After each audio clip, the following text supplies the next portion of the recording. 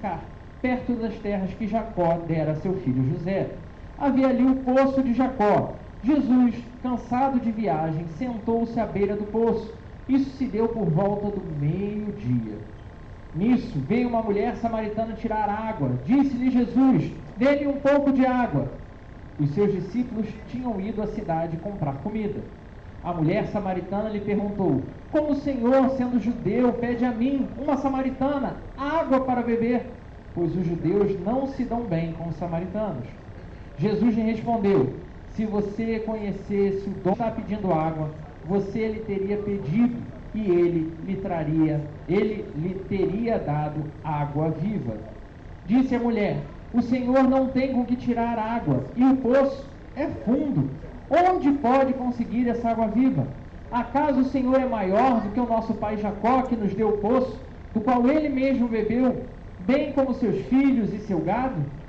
Jesus respondeu: quem beber dessa água terá sede outra vez, mas quem beber da água que eu lhe der nunca mais terá sede. Pelo contrário, a água que eu lhe der se tornará nele uma fonte de água a jorrar para a vida eterna. A mulher lhe disse: Senhor, dê-me dessa água para que eu não tenha mais sede, nem precise voltar aqui para tirar água. Ele lhe disse: vá, chame o seu marido e volte. Jesus é sensacional, né? Ela responde: não tenho marido. Disse-lhe Jesus: você falou corretamente, dizendo que não tem marido. O fato é que você já teve 5, e o homem com quem agora vive não é seu marido. O que você acabou de dizer é verdade. Disse a mulher: Senhor, vejo que é profeta. Nossos antepassados adoraram nesse monte, mas vocês, judeus, dizem que Jerusalém é o lugar onde se deve adorar. Jesus declarou: creia em mim, mulher. Está próxima a hora em que vocês não adorarão o Pai, nem nesse monte, nem em Jerusalém. Vocês, samaritanos, adoram o que não conhecem. Nós adoramos o que conhecemos, pois a salvação vem dos judeus. No entanto, está chegando a hora, e de fato já chegou, em que os verdadeiros adoradores adorarão o Pai em espírito e em verdade. São estes os adoradores que o Pai procura. Deus é espírito, e é necessário que os seus adoradores o adorem em espírito e em verdade. Disse a mulher: eu sei que o Messias, chamado Cristo, está por vir. Quando ele vier, explicará tudo para nós. Então Jesus declarou: eu sou o Messias, eu que estou falando com você. Naquele momento, os seus discípulos voltaram e ficaram surpresos ao encontrá-lo conversando com uma mulher. Mas ninguém perguntou: o que queres saber? Ou, por que estás conversando com ela? Então, deixando o seu cântaro, a mulher voltou à cidade e disse ao povo: venham ver o homem que me disse tudo o que tenho feito. Será que ele não é o Cristo? Então saíram da cidade e foram para onde ele estava. Enquanto isso, os discípulos insistiam com ele: mestre, come alguma coisa. Mas ele lhes disse: tenho algo para comer que vocês não conhecem. Então os seus discípulos disseram uns aos outros: será que alguém lhe trouxe comida? Disse Jesus: a minha comida é fazer a vontade daquele que me enviou e concluir a sua obra. Primeiro, irmãos, quero te convidar a entender o que está acontecendo nesse momento aqui do texto. Ele não é por acaso. João não estava ali, sonhou com isso e escreveu uma bela história sobre Jesus. Precisamos primeiro lembrar que os samaritanos e os judeus são dois povos distintos e com grandes divergências entre si. Isso começa lá com a divisão do povo de Israel e depois com aquela série de guerras que a gente viu quando a gente estudou o livro dos Reis e dos Crônicas. A gente viu uma série de mudanças em toda aquela região onde se destacam esses dois povos. Israel, então, seguindo uma infindável substituição de linhagens, estilo que a gente viu lá em Game of Thrones, que cada temporada tem um cara novo no trono, com assassinatos, traições, aquela coisa bem assim, típica de filme e até série. E Judá seguindo com o descendente de Davi no trono, o que por vezes foi muito bom, pois a pessoa demonstrava amor e apreço ao Senhor, mas às vezes parecia apenas mais uma nação pagã. Mas não era só a parte política que tinha se tornado diferente nesses dois povos. as questões religiosas eram bem distintas. Os samaritanos acreditavam que deviam adorar lá no Monte Gerizim e aceitavam apenas os primeiros 5 livros da Bíblia como livros realmente santos, enquanto os judeus acreditavam que deviam adorar em Jerusalém e contavam com todos os outros livros de história onde Deus se revelava diante deles. E assim conheciam um pouquinho mais sobre o agir do Senhor. Então, esse diálogo que a gente acabou de ler aqui entre a mulher samaritana e Jesus quebra várias barreiras sociais e religiosas e nos mostra mais uma vez a ação consciente e diretiva de um Deus que Ele é tão cuidadoso que Ele vem ao nosso encontro, independente das barreiras que isso possa trazer. Então, quando a gente volta os nossos olhos para os versículos do 1º até o versículo 6, vemos um Jesus que vem fugindo da Judéia. Isso mesmo que você ouviu eu falar aqui, Jesus estava fugindo, porque o interesse de Jesus era evitar confronto com os fariseus nesse momento da história. Não estava na hora de treta ainda. Então Jesus seguiu o seu projeto, evitando esse tipo de discussão. E aí, quando a gente faz então a avaliação do panorama, a gente descobre que a viagem através de Samaria, embora fosse geograficamente lógica, quando você dá uma olhada para o mapa, você vê que não faz muito sentido, a não ser que o interesse seja teológico, que é o que acontece nesse texto. Visto que pelas diferenças que a gente já citou aqui entre os dois povos, qualquer mestre judeu evitaria passar por ali. Mas Jesus sabe que o projeto dele atravessa aquela cidade. Então Jesus chega ao poço, chega cansado, chega ao meio-dia, e ele senta no sol de rachar de meio-dia e espera no poço, quietinho. Ele tinha uma conversa agendada com aquela mulher samaritana, mas ela ainda não sabia a importância que essa conversa ia ter na história dela. Então seguimos para os versículos 7 ao 15. Entramos na famosa conversa sobre água viva. A interação começa com um pedido simples que já quebra um monte de relacionamentos sociais aí. Jesus, um homem judeu, pede água a uma mulher samaritana, indicando uma disposição para transcender qualquer barreira que já existisse. Enquanto aquela mulher ainda se espanta com apenas a superfície das barreiras que Jesus estava quebrando ali, Jesus investe com muito mais profundidade e pergunta atrás de pergunta, intervenção atrás de intervenção, mergulhando na direção do coração daquela mulher.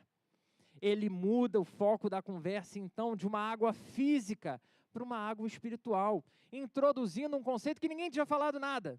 E Jesus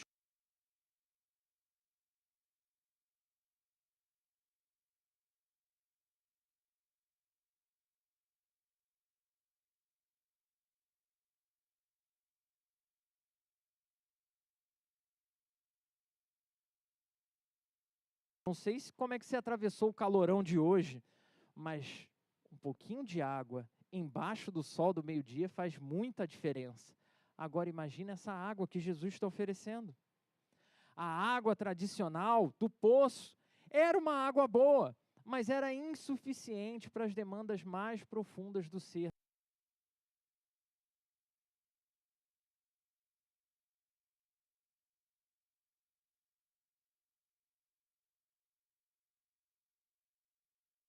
Verdadeira conversa sobre dependência emocional.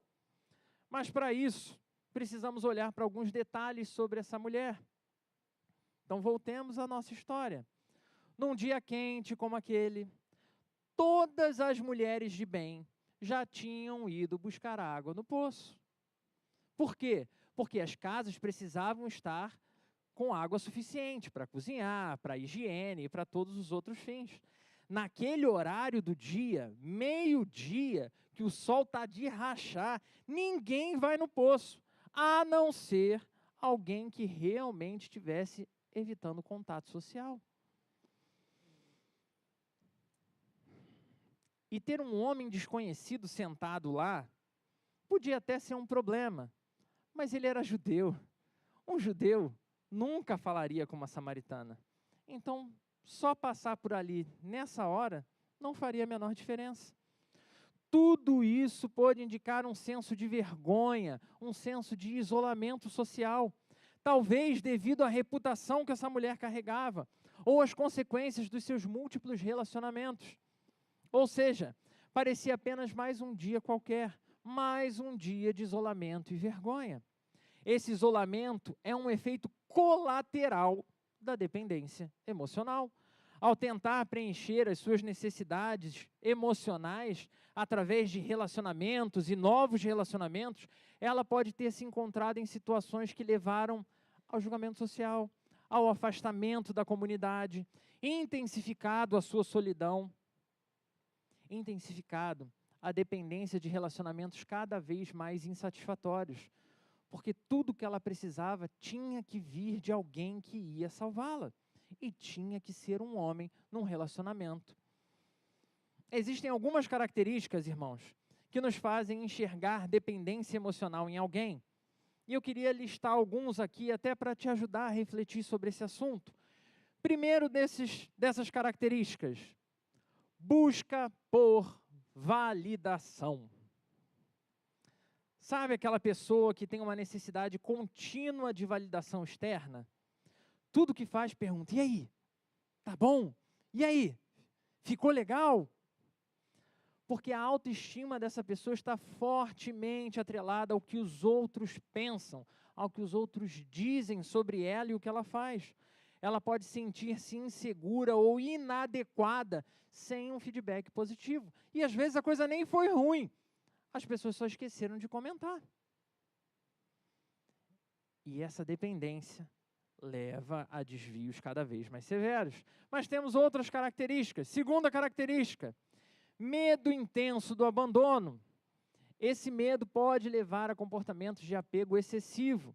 Sabe, aquela possessividade, comportamentos ali que rompem barreiras para prender a pessoa a você. Ou no português bem popular, sabe aquela pessoa bem ciumenta, com ciúme que não faz nem sentido? Ou até mesmo a uma disposição de aceitar condições insatisfatórias ou prejudiciais em um relacionamento. Tudo para evitar uma separação possível. É aquele comportamento típico de relacionamentos abusivos, em que todo mundo avisa, mas a pessoa não consegue sair de lá. Dependência emocional. Terceira característica, sacrifício excessivo. Indivíduos emocionalmente dependentes tendem a sacrificar as suas próprias necessidades, desejos e até mesmo valores para obter a permanência naquela relação. Esse comportamento autossacrificial é motivado pelo desejo de agradar o outro, de garantir a continuidade do relacionamento, seja o preço que for. Quarta característica, dificuldade em tomar decisões independentes. A pessoa pode ter uma grande dificuldade em tomar decisão e parece que tudo que a pessoa vai fazer depende do outro. Pessoa que precisa da aprovação, precisa de orientação, que se sente realmente perdida. E isso pode se estender a decisões diárias simples ou grandes escolhas da vida, como carreira, finanças, amizades. Sabe aquela situação que a pessoa começa o namoro e aí o namorado ou a namorada é que determina quem pode ser seu amigo ou não? Dependência emocional. Quinta característica, autossabotagem e baixa autoestima. A dependência emocional muitas vezes está enraizada em uma baixa autoestima. A pessoa pode acreditar que não é capaz de sobreviver, não é capaz de prosperar sem o apoio emocional daquela outra pessoa.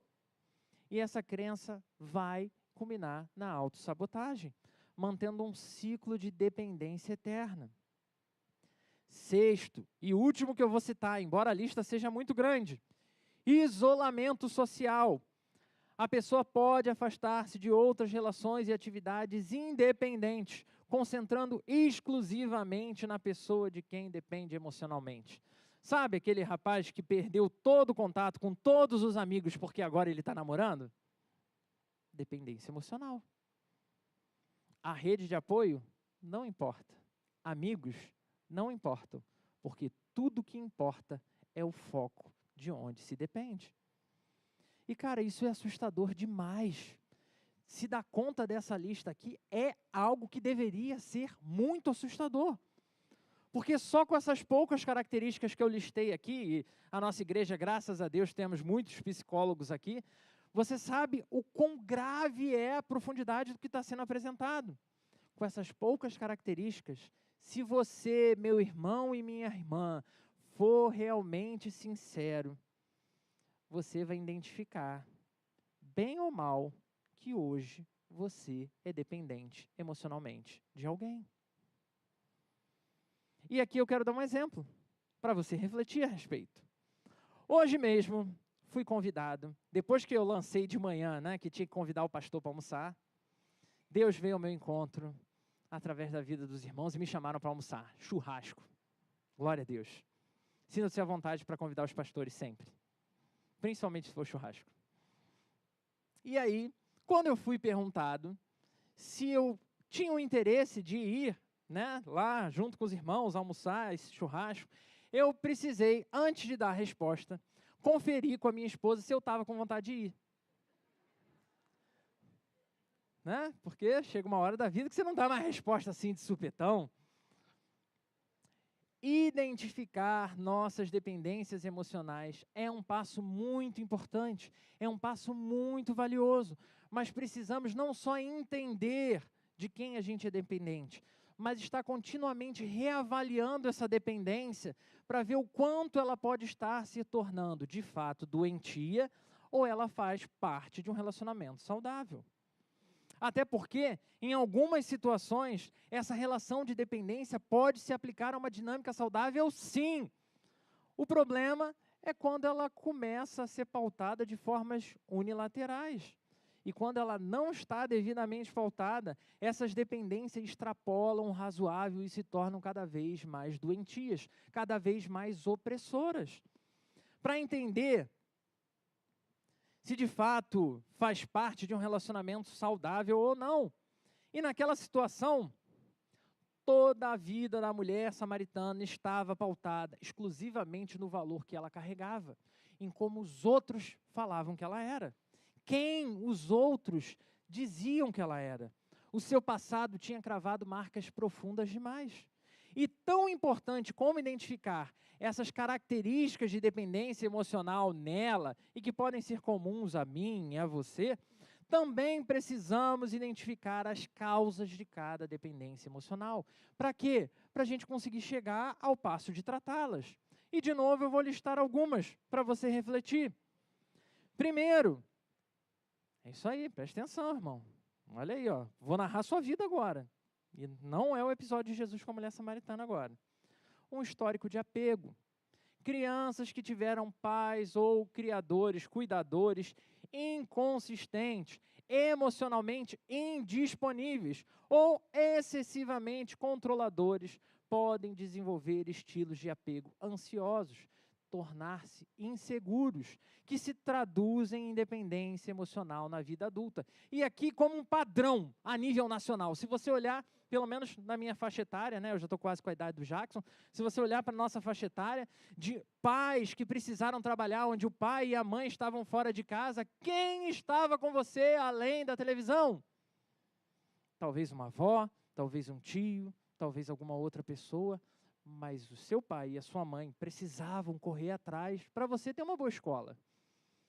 E isso deixa ausências que são preenchidas com dependência emocional. Traumas e abandono, nossa segunda questão aqui. Experiências traumáticas, especialmente relacionadas ao abandono ou à rejeição direta, que podem sim, irmãos, levar uma pessoa a desenvolver dependência emocional, como uma forma de compensar as coisas, como tentar resolver o trauma encontrando um salvador. A pessoa pode sentir que precisa estar constantemente próxima de alguém para se sentir segura, para se sentir protegida. Sabe aquela pessoa que a alegria dela é um HD externo?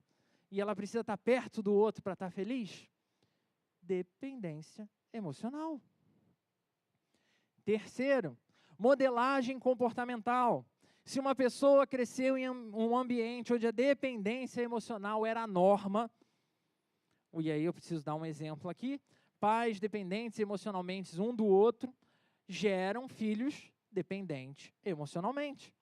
Essa pessoa pode internalizar esses comportamentos. E aí o que vai acontecer? Mais cedo ou mais tarde vai replicar os mesmos comportamentos com quem ela se aproximar. Mais e mais dependência emocional. Quarto e último que eu vou listar hoje. Fatores culturais e sociais. Em muitos contextos, certo nível de dependência emocional pode ser percebido como normal. Como o exemplo que eu dei aqui para checar se eu ia querer ir no churrasco ou não. Ou seja, quando estamos num relacionamento saudável entre marido e mulher, precisamos estar em comum acordo para caminhar numa única direção.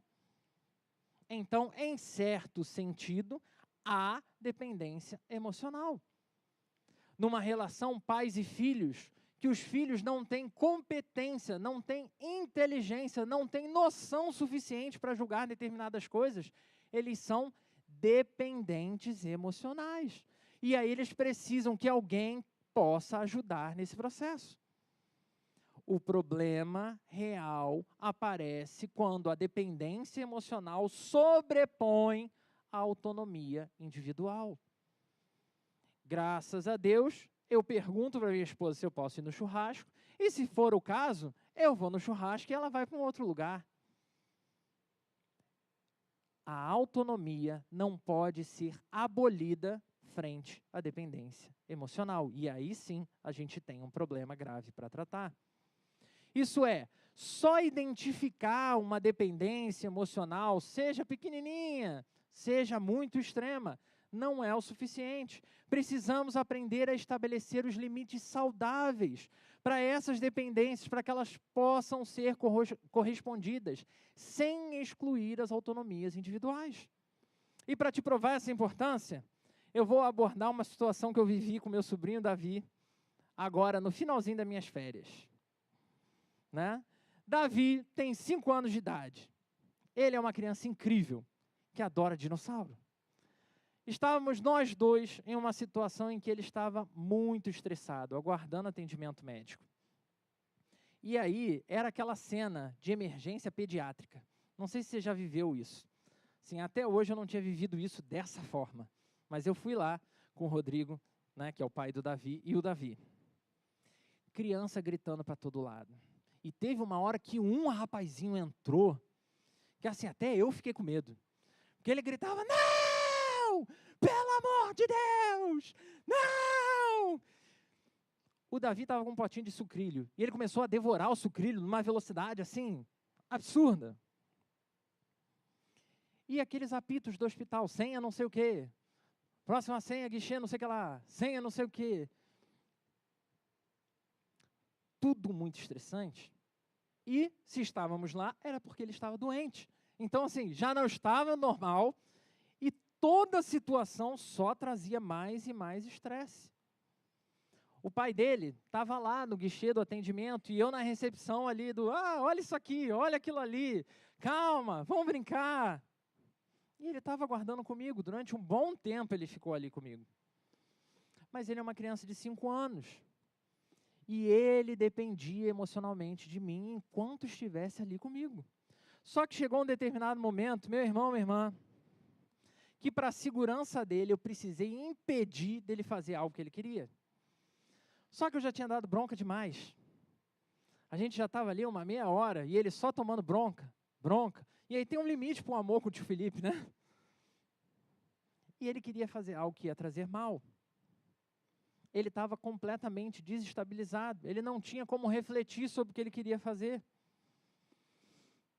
Então, quando eu proibi, ele ficou muito invocado. E aí ele começou a chorar. E começou a gritar. E disse que eu fazia tudo errado. Estresse acumulado à flor da pele. E imagina você se eu começo a gritar com ele, o que aconteceria? Até que ele começou ali chorar e berrar, e aí ele falou, eu vou para o meu pai. Foi tipo uma ameaça para mim, né?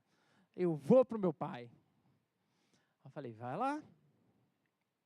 Ele estava muito nervoso. Nesse momento, já tinha esgotado por completo o amor pelo tio Felipe. Só o pai podia salvar. E ele foi ao encontro do pai dele. Ele passou lá, chegou chorando, berrando, o pai conversou, abraçou. E depois de alguns minutos dele lá com o pai dele, ele voltou tranquilo, sentou do meu lado e disse assim: tio, me desculpa. E calmamente voltou a esperar ali do meu lado. No momento de descontrole, ele buscou quem poderia sanar aquela necessidade de forma legítima. Ele viu que o relacionamento que ele tinha comigo não era suficiente para sanar a demanda que ele tinha.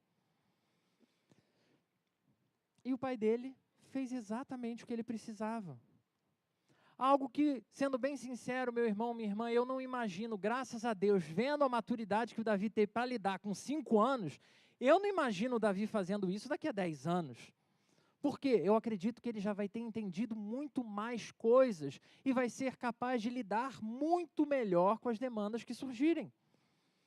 Então não vai fazer sentido um Davi de 15 anos com o mesmo comportamento. Ou seja, quanto mais imaturos nós somos, mais pessoas ocupam esse lugar, mais dependente emocionalmente nós somos.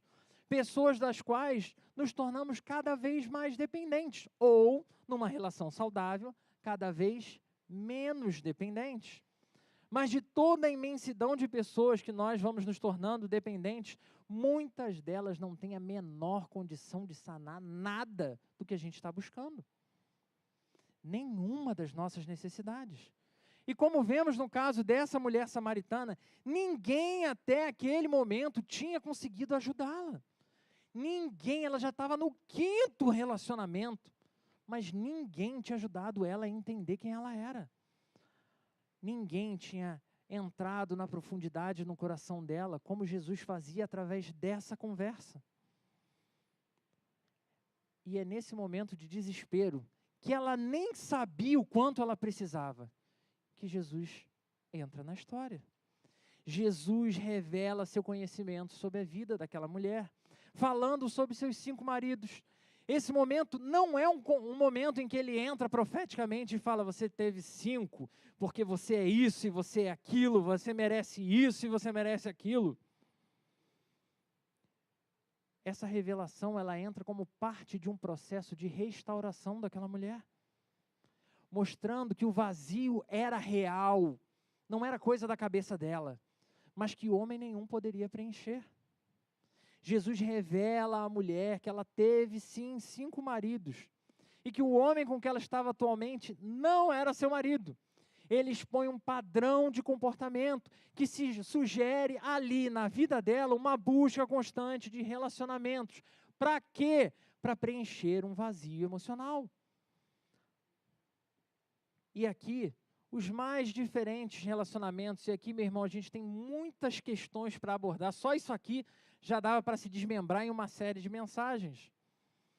Porque a multiplicidade de relacionamentos indica uma tentativa contínua de encontrar satisfação, valor e identidade em relacionamento, e isso não vai ter a resposta. Nem homem nenhum, nem mulher nenhuma tem a resposta que o nosso coração precisa. Essa busca incessante por parceiros demonstra uma forma de dependência emocional. A mulher parece depender desses relacionamentos para se sentir, sim, valorizada, amada, segura, mesmo que eles não sejam nem estáveis, nem minimamente agradáveis. Isso reflete uma tentativa de preencher o vazio com fontes externas, que no final falham em saciar a sede que a alma dela tem. Teologicamente, isso demonstra a capacidade de Jesus de ir além da superfície, além das barreiras que ela enxergou que podia haver ali, identificar as necessidades mais profundas do coração daquela mulher. Ele revela o pecado dela, aqui manifestado como uma busca desordenada por relacionamento, uma busca por amor, uma busca de validação, que tudo não passava de um resultado de uma sede espiritual não saciada. Não se engane. E cabe ressaltar aqui que Jesus começa a apresentar essas coisas para a mulher. A mulher começa a ver que faz sentido ela vê que faz sentido, e o texto mostra isso, que ela muda a forma como ela se relaciona com Jesus ali. E aí, assim como Jesus mudou para a água viva, a mulher também muda para um negócio de adoração.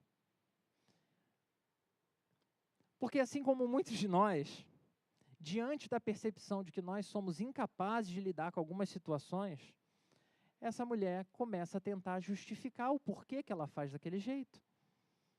Então, mas calma aí, será que é porque eu adoro aqui, eu adoro acolá? Isso é uma questão de interpretação, pastor. Esse texto aqui tem muita discussão. É uma questão de religião, a minha religião não permite, mas a sua permite, então na sua está tudo bem, na minha que não está. Na minha igreja isso nem é um problema, mas aqui, pecado é um negócio sério. Como é que funciona isso? Mas embora, se a gente fosse superficial também no texto, pareça que é uma pergunta boba, Jesus se preocupa em responder exatamente o que ela perguntou. Jesus não deixa de responder e responder por completo a angústia do coração dela, pois ele entende que esse assunto demonstrava um conflito que havia dentro dela. Conflito que às vezes ela já tinha colocado e talvez pessoas tivessem dito, é óbvio que é aqui, é óbvio que é ali. Por isso, o óbvio continua precisando ser dito. Perguntas como, onde devemos adorar? Como devemos adorar? Quem está certo? Quem está errado? Jesus calmamente explica que a verdadeira adoração transcende locais geográficos, transcende rituais específicos. A adoração aceitável a Deus é em espírito e em verdade, enfatizando uma relação direta, uma relação sincera com Deus, não limitada por barreiras éticas, como muito se via ainda naquele período, o Deus da terra aqui, o Deus da terra lá. Jesus se declara, então, abertamente como o Salvador, o Messias. Ele diz, eu sou, o que era nitidamente se colocar na posição de status divino. E diante de tal revelação, é como se as escamas dos olhos dessa mulher começassem a cair, e as coisas começassem a fazer mais e mais sentido. Porque o próprio Messias, embora fosse judeu, um povo que não era o dela, e que não gostava do povo dela, não veio apenas para os judeus, ele veio para todos, e isso incluía até mesmo os samaritanos, o que incluía até mesmo uma mulher condenável como ela. A adoração agora significa mais do que simplesmente um ritual que os outros vão poder ver e dizer, nossa, olha que adorador, menino. A adoração agora significa mais do que os outros definem como adoração. Porque a imagem da água viva é que vai fazer a diferença na vida dessa mulher. E essa imagem de água viva é central, irmãos, para a gente conseguir entender Jesus como a verdadeira fonte de satisfação espiritual, a verdadeira redenção eterna, superando todas as fontes temporárias. Ela precisa agora compartilhar com todo mundo, porque agora faz sentido. Agora a fé dela não é algo que ela vai no domingo para bater o cartão espiritual e voltar para casa dizendo que ela é crente. Mas ela entende que ela faz parte de algo muito maior. Ela entende que o valor dela não está nos outros. O valor dela está na fonte de água viva. Ela precisa compartilhar. Todos precisam saber onde encontrar a verdadeira salvação. Onde as almas realmente podem se satisfazer por completo. Onde realmente podemos colocar toda a nossa dependência, não só emocional, mas também espiritual, de maneira segura. Esse redirecionamento indica que a dependência emocional muitas vezes estará enraizada em uma adoração que foi mal redirecionada ao longo da nossa vida. Porque quando as pessoas adoram o Criador com C minúsculo, uma pessoa qualquer capaz de me dar alguma satisfação no lugar do Criador que me fez e que me incluiu num plano sagrado, elas buscam e colocam o homem no lugar de Deus. Mas é quando a gente se percebe nessa posição que Jesus vem ao nosso encontro, igual foi o encontro daquela mulher. E é Ele quem vai corrigindo a nossa orientação. mostrando que a verdadeira adoração, a verdadeira satisfação estão exclusivamente no nome do nosso Senhor, que preenche todas as necessidades emocionais e espirituais. Naquele dia comum, aquela mulher saiu de casa apenas para pegar água, sem falar com mais ninguém, para não se aborrecer. Mas depois que ela se encontrou com Jesus, a mulher samaritana experimentou verdadeiramente a água viva. Então o texto diz para a gente que ela abandona o cântaro dela para trás, símbolo de que a sua vida velha, das suas tentativas fracassadas de satisfazer as suas necessidades, não são atendidas daquele jeito e nunca serão. E agora ela corre feliz da vida para anunciar para todos onde encontrar Jesus, a água viva. E a gente vê isso nos versículos 28 e 29. Isso mostra que ela encontrou algo que finalmente saciou a sua sede emocional, finalmente resolveu o seu problema. Jesus, a água viva. Acompanha comigo o que dizem os versículos 39 até o 42. Testemunhando sobre a mudança que aconteceu na vida dessa mulher. Diz assim a palavra: muitos samaritanos daquela cidade creram nele por causa do seguinte testemunho dado pela mulher. Ele me disse tudo o que tenho feito. Assim, quando se aproximaram dele, os samaritanos insistiram em que ele ficasse com eles. Ele ficou 2 dias e muitos creram nele por causa da sua mensagem. Então disseram à mulher: agora cremos não somente por causa do que você disse, pois nós mesmos o ouvimos e sabemos que este realmente é o Salvador do mundo. Porque uma vez que a sua dependência foi realmente colocada em Deus, direcionada para Deus, ela se sentiu não só preenchida, mas também se sentiu com um novo propósito. Agora faz sentido. Não quer dizer que vai ser fácil, mas que faz sentido.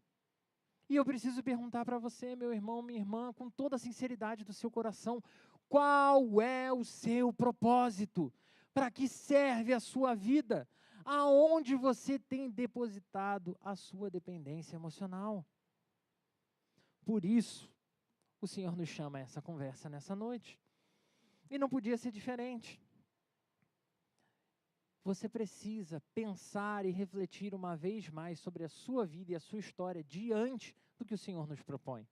Nessa conversa sobre dependência emocional, o Senhor nos chama a olhar para três pontos principais. E eu quero que você anote eles na medida do possível. Se você tiver o celular, tiver um papel, onde você consiga voltar nesses 3 pontos durante essa semana. O primeiro deles é identificar com sinceridade quem você é. Identificar com sinceridade quem você é. Pois se você, meu irmão, minha irmã, é fruto das contingências, se você é porque o seu pai fez assim, porque a sua mãe não fez, porque alguém fez ou deixou de fazer algo, se você é fruto de fatos que aconteceram com você ou coisas que fizeram com você, muito provavelmente você tem vivido e carregado fardos enormes, vivendo independência emocional. E como ouvimos recentemente, o nosso pastor pregar já nessa série de mensagens, Jesus é aquele que toma para si os nossos fardos. Ele pega para ele a nossa identidade passada, o nosso peso e o nosso sofrimento. Nossos fardos são dele, para que agora eu e você possamos receber uma nova identidade, com um novo fardo, muito mais leve para carregar, muito mais suave. Mas além de refletir sobre esse primeiro, identificar com sinceridade quem você é, eu também quero te convidar a pensar, onde você busca satisfação?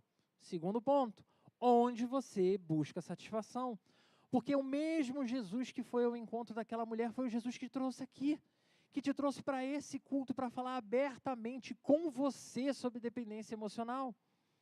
E Ele oferece a você a mesma água viva, a água que transforma, a água que renova, a água que representa a vida eterna, a água que representa a satisfação plena num relacionamento saudável com Deus. Ele está se reafirmando como a única fonte dessa água. Não se deixe iludir. Só Ele pode preencher o seu vazio emocional. Só Ele pode preencher as necessidades que a sua alma tem. Hoje Ele te chamou para essa conversa, para aqui, diante dos nossos irmãos que também sofrem as mesmas angústias, podermos encontrar o renovo que vem do alto em nossa direção, para de novo vivermos um relacionamento autêntico com Ele. E terceiro, e último, redirecionamento de vida e adoração.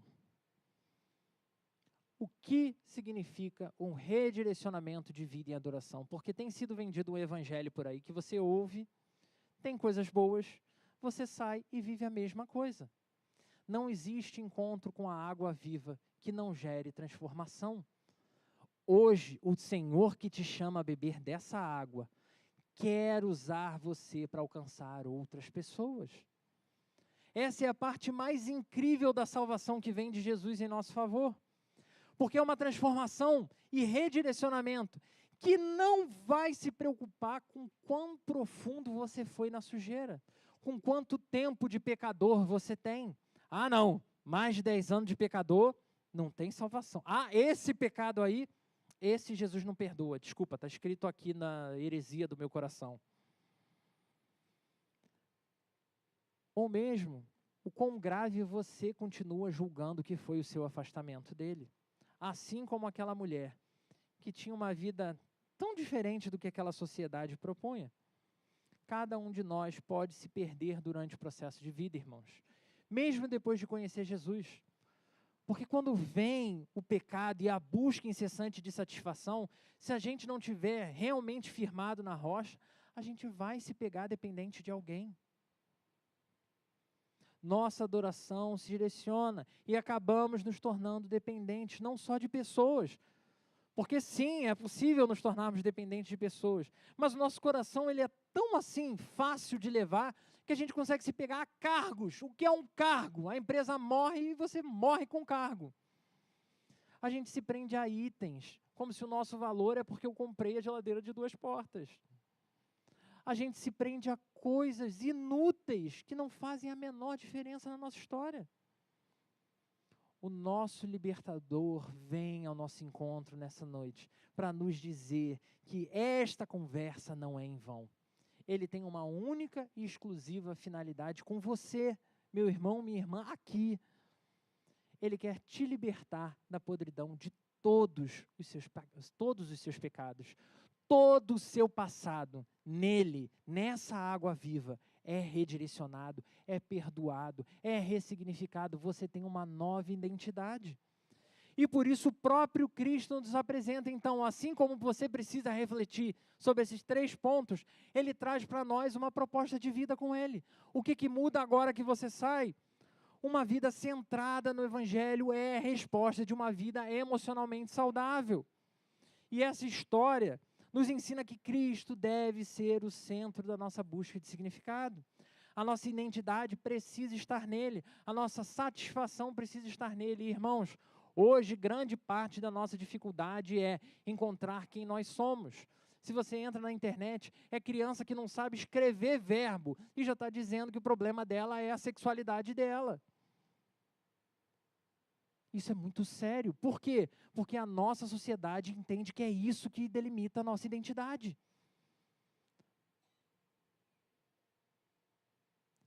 Se a gente olhar um pouquinho mais para trás, a gente vai ver que é cíclico. E várias outras questões surgem. Também não se engane, como se a sexualidade fosse a besta, fosse o grande anticristo, o problema da sexualidade. Porque isso é um problema. E ele vai passar e um outro vai surgir. E o nosso coração, assim como eu brinquei da geladeira, o nosso coração vai se apegar a qualquer coisa que seja. Se você permanecer em dependência, você vai se filiar a qualquer coisa que apareça. Mas esse mesmo Senhor que nos redireciona, que nos traz significado, que nos transfere uma identidade nova, Ele nos traz salvação e cura. A salvação em Cristo não apenas restaura o nosso relacionamento com Deus, mas também cura a nossa alma, irmãos. Liberta das nossas dependências emocionais, liberta dos vínculos prejudiciais, liberta de coisas que você tem caminhado e jura que é incapaz de abrir mão. No Senhor, nós encontramos força suficiente para abandonar qualquer pecado que seja, qualquer dependência que seja, porque Ele redireciona hoje, através da ação da água viva, para uma vida realmente satisfeita em Jesus. Porque, por fim, a cada dia da sua vida, a cada dia da minha história, a cada dia enquanto povo de Deus, até o dia final, nós seremos chamados a viver em verdade e graça. A abordagem de Jesus combina com a verdade. Por quê? Eu sei que a gente não gosta de ter o nosso pecado exposto, faz mal, dói. A gente já não gosta e faz. Ele expõe o nosso pecado. Ele arranca lá do esconderijo do seu coração e da sua mente e coloca diante de você a sua dependência emocional. Mas Ele não faz isso de qualquer jeito, Ele faz com graça, oferecendo uma solução completa através dEle, cuidando de você.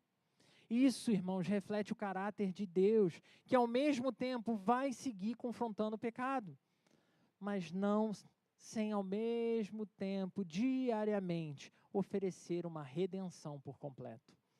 Deus não é esse Deus que sai por aí apontando pecado. Ele é um Deus que gera ressignificado, redirecionamento, redenção. Aquela mulher experimentou esse crescimento espiritual que se refletiu no relacionamento emocional. Mas eu preciso encerrar te perguntando, e você? Como você pretende responder a essa conversa que você teve aqui com Jesus Cristo? Como você pretende lidar com as suas dependências emocionais? Fingindo que você é o isentão, o bonzão, não dependo de nada, não dependo de ninguém? Ou com sinceridade, ouvindo o chamado do Senhor e reconhecendo, Deus, tem coisas aqui dentro que eu não dou conta.